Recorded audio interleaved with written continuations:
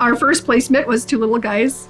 They were 1.5 years and 2.5. We had known the day before they were coming, and I had everything set up so their room was perfect and it was beautiful. And they came in and they started ripping everything off the walls. All the toys were being thrown everywhere. One climbed over the couch and flipped over and got hurt within minutes. As a father, being introduced to foster care, I had my concerns for protection of my family, both physically and emotionally, not knowing what kind of kids we would be bringing into our house. The unknowns were fearful. The two boys that we got later were 4 and 5. They came in and there was no honeymooning with them. They didn't have any period of calm. They came in and they were mad, and they made it very clear that they were mad and they didn't want to be there. Our younger boy, Skylar, was 9 at the time. He always wanted a little brother, and he was so excited to welcome this little guy into the house, and this little guy just made his life really, really hard. I was ready to throw in the towel. It was like a month and a half in, and it was so hard. And I asked him, is this too hard? And he looked me straight in the eye and he said, Mom, I told you I wanted a little brother, and I still do. And I love him and I don't want him going anywhere. It's fun having a little brother and playing around with them.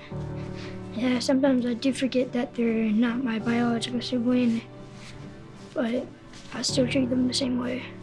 Yeah, they snuck into my room quite a bit and started breaking all my stuff, and which those were only objects, but they're people, they're kids. I mean, they're more important than what objects I have.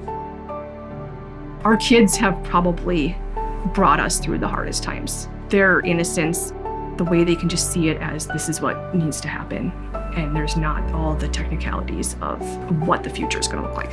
I love helping kids succeed in life and helping them live the best life possible. I got to be a big sister. It feels good because I get to hold babies.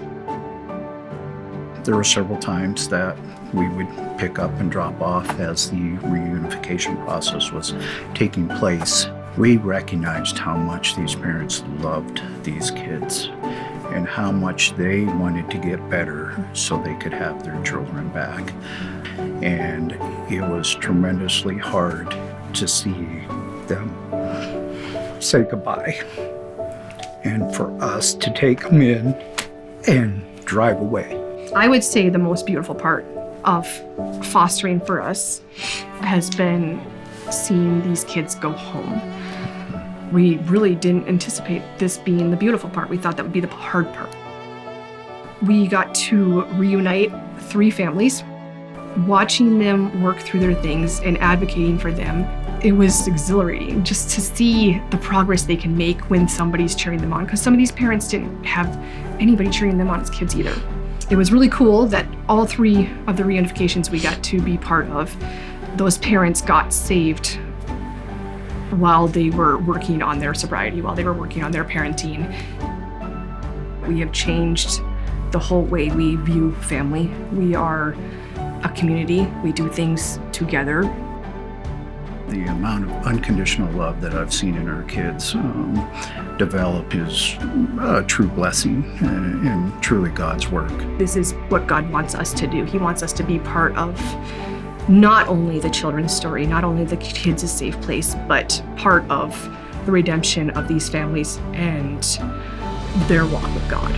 And it's going to change generations to come. They're going to raise their children in God, and those children will raise their children in God. And it's really cool to be part of that longer story.